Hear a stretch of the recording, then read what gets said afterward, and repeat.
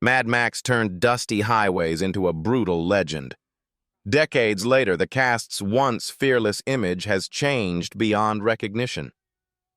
From shocking affairs and relentless illness to sudden, tragic deaths, their real lives became darker than the film itself. Let's uncover who they really were and honor the legacies they left behind. Hugh Keays-Byrne as Toe Cutter. Toe Cutter, the gang leader in Mad Max, was portrayed by Hugh Keays-Byrne. At 32 years old, he played the violent leader whose cruelty defined the film's danger. His character gave the wasteland a human face of chaos. That menace did not emerge overnight. Hugh Keays-Byrne was born on May 18, 1947, in Srinagar, India, to British parents, and his childhood was shaped by displacement after his family returned to England following Indian independence. He found stability through classical theater, training extensively with the Royal Shakespeare Company. When he emigrated to Australia in 1973, he faced the challenge of rebuilding his career from scratch. Films like Stone bridged his transition from stage to screen, preparing him for Mad Max. During his middle years, and his focus remained firmly on work. Keays-Byrne immersed himself in physically demanding roles, later expanding into television through projects such as Farscape. These years were marked by professional consistency, allowing him to refine a screen persona built on intensity and control. Decades after Mad Max, he re-emerged as Immortan Joe in Mad Max, Fury Road, a role that echoed his earlier brutality with greater weight. The film's global success and multiple Academy Awards reframed his career, proving his impact had not faded with time. Sadly, he died at the age of 73 on December 2, 2020, at Gosford Hospital in New South Wales, with the cause of death not publicly disclosed. His estimated net worth of around $3 million reflected a lifetime devoted to craft rather than fame. Mel Gibson as Max Rokitansky.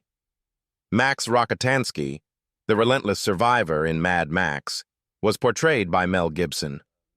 At 23 years old, he embodied a lawman already hollowed out by loss. When he returned in Mad Max 2, 1981, at 25, the character had hardened further, speaking less but revealing more through silence. That on-screen emptiness did not come from nowhere. Mel Colum-Cille Gerard Gibson was born on January 3, 1956, in Peekskill, New York, and his early years were shaped by displacement and pressure rather than comfort. At 12, his family emigrated to Sydney, Australia, a forced restart that fractured his sense of stability and identity.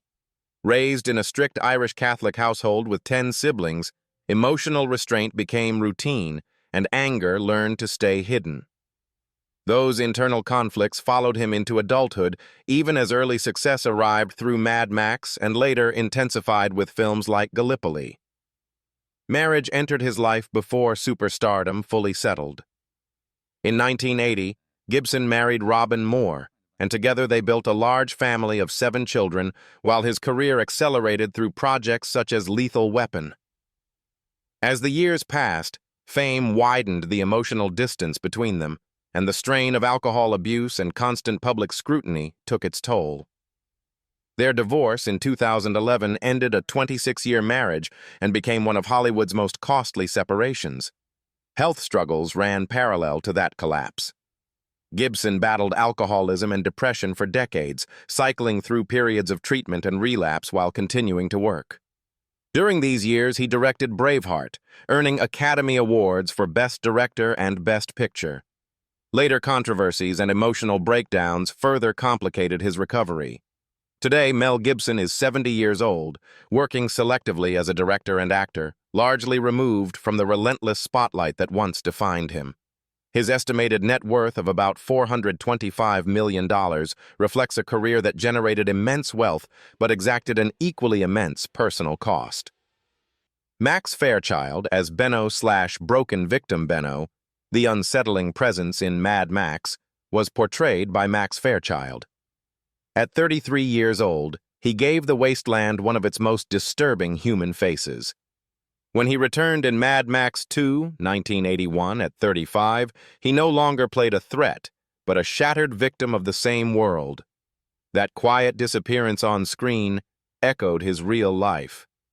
Maxwell Fairchild was born on August 22, 1946, in Australia, and grew up in Melbourne, far from celebrity culture. His early life offered little glamour, but school theater provided direction and purpose. Acting became a steady craft rather than an escape, and by the late 1970s he was working consistently in Australian productions.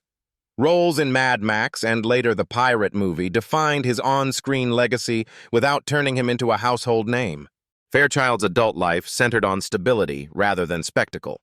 He maintained a family in Melbourne and continued working across film, theater, and advertising, choosing consistency over ambition.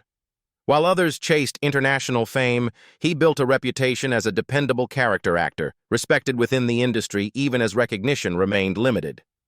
Illness marked his final chapter. In later years, Fairchild was diagnosed with cancer. As his health declined, public appearances faded. Finally, he died at 71 on October 12, 2017, in Melbourne, Victoria, from cancer. His estimated net worth of around $1 million reflected a lifetime of honest, steady work rather than excess. He was laid to rest in his home city, leaving behind a quiet legacy that feels tragic precisely because it never demanded attention, only understanding. Steve Bisley as Jim Goose. Jim Goose, the loyal partner in Mad Max, was portrayed by Steve Bisley. At 28 years old, he gave the film its human pulse. Reckless warmth, gallows humor, and brotherhood beside Max. His fate on screen shocked audiences because it arrived suddenly and without mercy. That shock lands harder knowing how closely his own life had brushed against uncertainty before the cameras rolled. Steve Bisley was born on December 26, 1951, in Lake Munmora, New South Wales, and grew up on a small rural farm.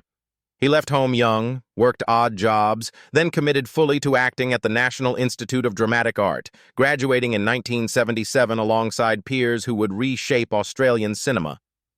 The leap from student to cult figure came fast, but it was earned through grit and timing. After Mad Max, he proved range and staying power with work that included The Big Steal and later television prominence in Water Rats. Marriage arrived amid success and pressure. Bisley married media publicist Sally Burley in 2000, and they had 2 children before divorcing in 2006. He also has 4 children from an earlier long-term relationship with Shauna Forrest. The period was marked by strain and public scrutiny, colliding with a demanding career that kept him visible and working. Even as personal life fractured, his professional momentum continued, anchoring long-running roles that kept him in the national conversation. Now, Steve Bisley is 75 years old. He remains active as an actor and writer, choosing projects with deliberation rather than chase. His estimated net worth of about $5 million reflects a long, uneven road built on endurance, not luck. Joanne Samuel as Jessie Rockatansky. Jessie Rockatansky, the young wife in Mad Max, was portrayed by Joanne Samuel. At 22 years old, she carried the role as Max's wife, the emotional center of the story whose death drives the film's tragedy. Her limited screen time reshaped the entire narrative by turning violence into personal loss. That devastation on screen connected directly to the life she was building before fame intervened. Joanne Samuel was born on August 5, 1957 in Camperdown, Sydney, and grew up surrounded by creativity rather than instability. She studied dance and drama at the Independent Theatre, developing discipline and emotional control from an early age. Television roles, such as Certain Women, prepared her for the sudden intensity of Mad Max, while later films like Alison's Birthday confirmed her place in Australian cinema. Marriage anchored her life during the years following Mad Max. Samuel married cinematographer Nick Ahern, and together they raised 3 children while co-running the production company Jaw Media. During this period, she consciously stepped back from constant acting work, prioritizing family while remaining active behind the scenes. That choice quietly shaped her later transition into directing, including The Legend of the Five, where she worked alongside her own son. Health challenges emerged later and tested that long-built stability. Samuel was diagnosed with bowel cancer, a moment that abruptly interrupted both family and professional plans. Although Mel Gibson offered to arrange treatment in the United States, she chose to remain in Australia, relying on familiar support.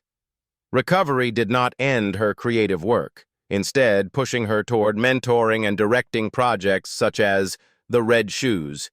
Next step. Now, Joanne Samuel is 69 years old, continuing her work as a director, producer, and theater mentor in Australia. Her estimated net worth of around $2 million reflects decades of steady contribution rather than commercial excess. Roger Ward as Fifi, the police captain in Mad Max, was portrayed by Roger Ward. At 42 years old, he played Max's superior officer, the last man still trying to enforce rules in a world already slipping into violence. His authority gave the film a fragile sense of order. That tension between law and chaos mirrored the path of his own career. Roger Ward was born on July 24, 1937, in Adelaide, Australia, and stepped onto the stage at just 12 years old. By his teenage years, he was already performing regularly with the Adelaide Repertory Theatre, developing a physical, grounded acting style. His early adulthood was divided between acting and writing, a rare combination that later shaped films like Stone and The Man from Hong Kong. These years built a reputation for toughness rather than glamour. As his career matured, Ward became a familiar face in Australian cinema. Roles in Turkey Shoot, Young Einstein, and later Quigley Down Under placed him repeatedly in authority figures, enforcers, and survivors. He also worked extensively in television, appearing in Number 96 and The Sullivans, while continuing to write scripts and stage material. The workload was heavy, consistent, and physically demanding. Ward's physical endurance was not accidental. Before and alongside acting, he worked as a professional wrestler and often performed his own stunts, pushing his body well beyond safety norms. Films like Turkey Shoot demanded punishment as much as performance, and age did not soften those expectations. His career became a test of how long a body could keep up with its reputation. In 2026, Roger Ward is 89 years old, remembered as one of Australian cinema's toughest working actors. His estimated net worth of around $2 million reflects decades of steady labor across film, television, writing, and theater. Lisa Aldenhoven as Nurse.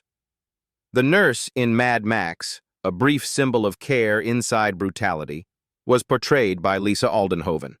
At 20 years old, she played a nurse, one of the few figures representing calm and humanity amid the film's violence.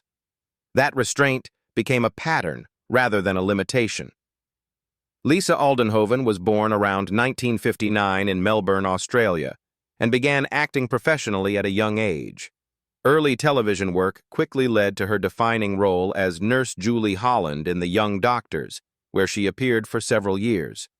Film projects such as The Getting of Wisdom and Brilliant Lies followed, reinforcing her presence in Australian drama.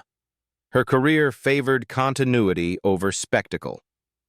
Throughout the 1980s, Aldenhoven worked steadily across television and film. Appearances in Prisoner, Cop Shop, and Carson's Law required emotional precision rather than screen dominance.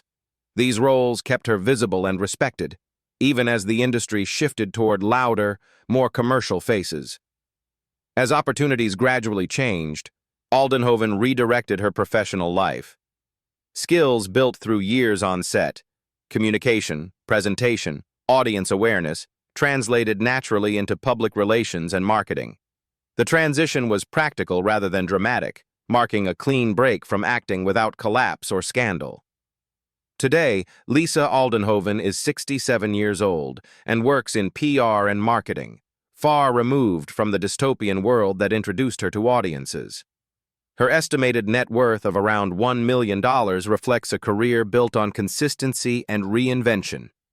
Jonathan Hardy, as Labatouche, the radio-voiced enforcer inside the biker gang in Mad Max, was portrayed by Jonathan Hardy.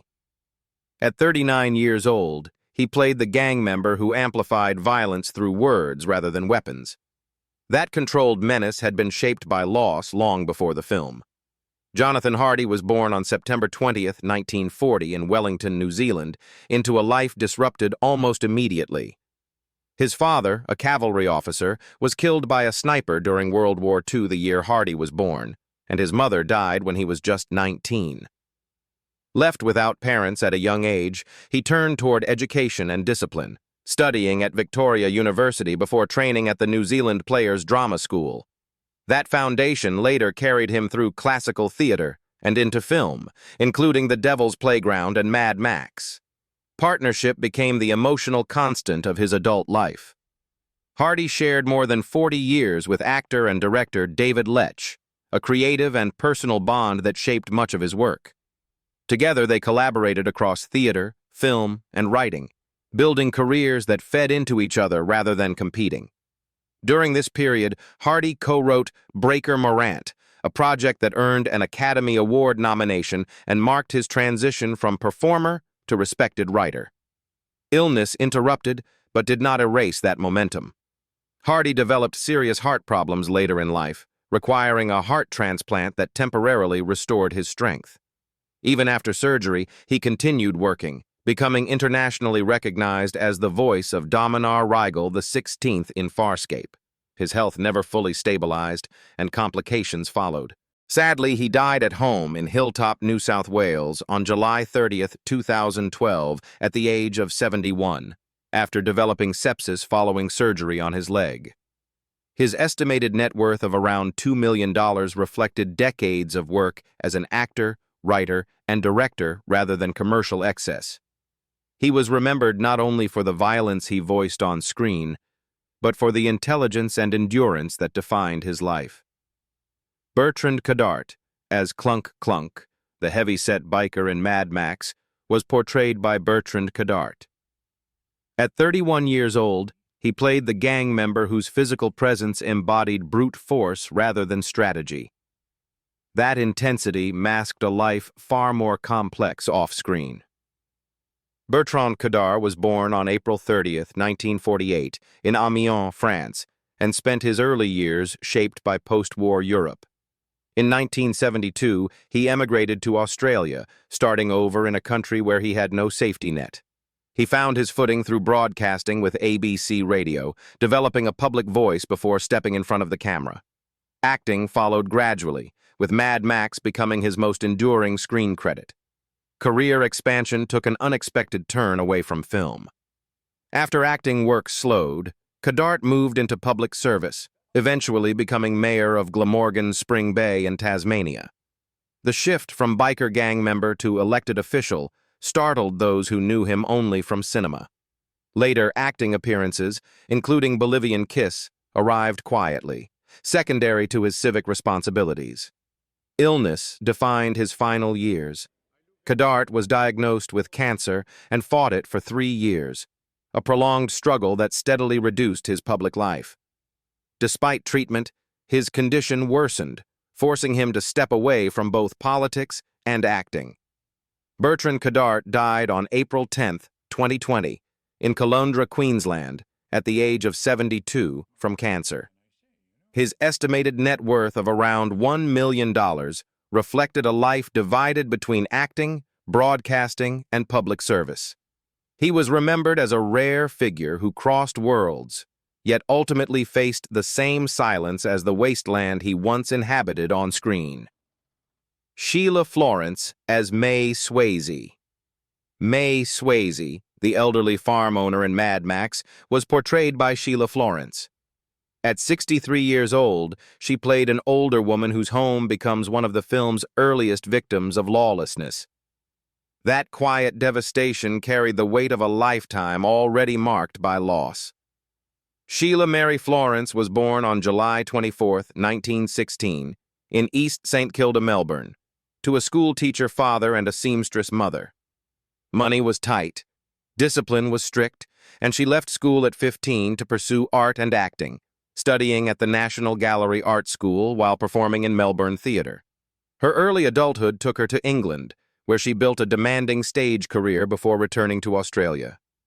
Years of theatre work hardened her craft long before film audiences noticed her in Mad Max or later in Prisoner. Marriage shaped and scarred her life deeply. In 1934, she married Roger Oyston and had 4 children, only to lose him in World War II in 1944. She later married Polish airman John Ballawhiter in 1946, a relationship defined by care rather than romance as she nursed him through severe illness for years. Tragedy struck again when her daughter Susan died after falling from a building, a loss Florance carried quietly while continuing to work. During this period, her performances in Belle Bird and later Prisoner gained increasing emotional depth. Illness arrived at the end but did not silence her. Florance was diagnosed with lung cancer while filming A Woman's Tale, a film written specifically for her as she faced death. She completed the role knowing time was short, delivering a performance of rare honesty. Later, she was awarded the AFI Award for Best Actress, an acknowledgement that arrived just in time. Sadly, she died on October 12, 1991, at the age of 75, from lung cancer. Her estimated net worth of about $500,000 reflected a life devoted to art rather than wealth. She was remembered as a woman who endured war, grief, illness, and age. Bruce Spence as the gyro captain. The gyro captain, the eccentric pilot in Mad Max 2, was portrayed by Bruce Spence. At 36 years old, he played a survivor whose humor masked desperation in a dying world. That odd resilience echoed a life built on reinvention. Bruce Robert Spence was born on September 17, 1945, in Auckland, New Zealand, and grew up far from the film industry. At 20, he emigrated to Australia, starting over with little security. He studied painting at the National Gallery of Victoria Art School while acting on the side, unsure which path would sustain him. Early success arrived unexpectedly with Stork, earning him an AFI award and anchoring his place in Australian cinema. Marriage brought stability as his career expanded. Spence married Jenny in 1973, and together they raised 2 children while he took on increasingly unusual roles. Films such as Where the Green Ants Dream and Mad Max Beyond Thunderdome reinforced his reputation for playing outsiders. His towering physical presence set him apart, but it was his willingness to embrace eccentricity that kept him working. There were no major health crises shaping his career years. Instead, endurance defined them.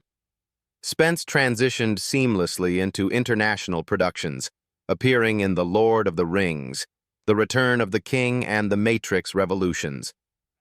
These roles extended his relevance into a new generation, proving his adaptability across decades and genres. In 2026, Bruce Spence is 81 years old, still active in acting and honored with a Lifetime Achievement Award.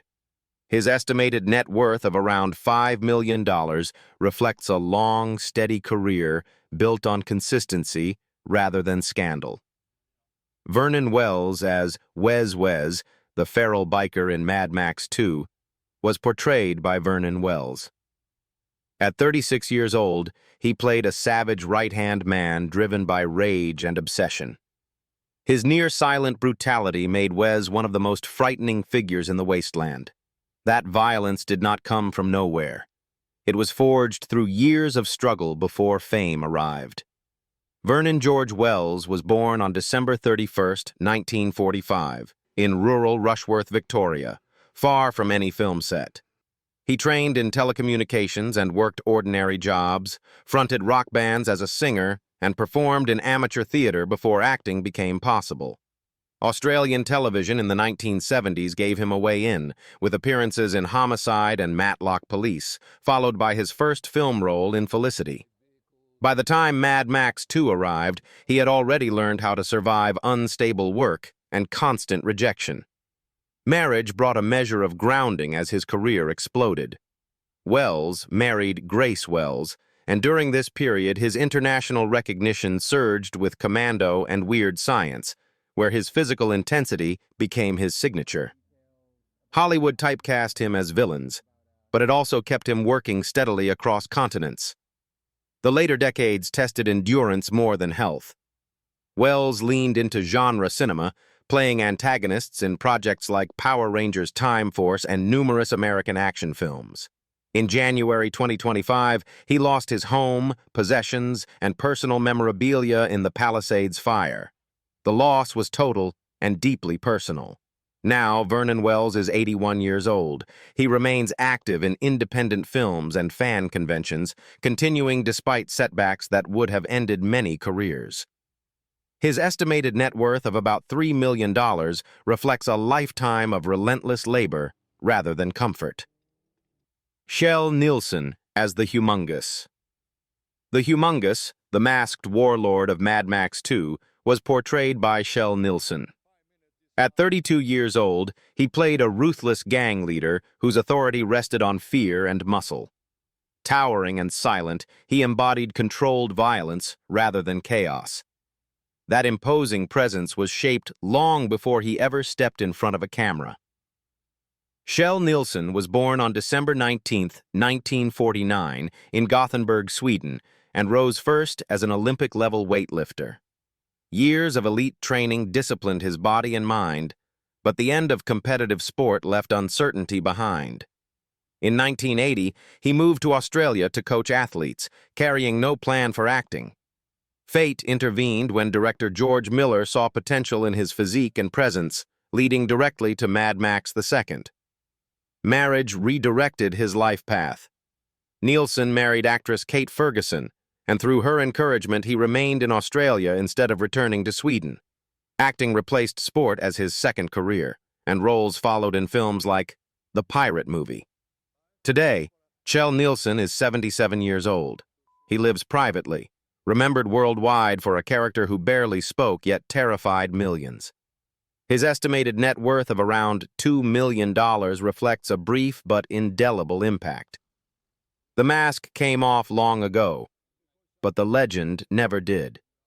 From the burning roads of Mad Max 1 to the savage wasteland of Mad Max 2, these actors didn't just play survivors. They lived through careers shaped by risk, loss, scandal, resilience, and time. Which transformation shocked you the most, and which fate feels the hardest to accept? If you enjoyed this deep dive into Mad Max 1 to 2 cast, then and now don't forget to like, subscribe, and share your thoughts in the comments. More untold stories from the wasteland are coming.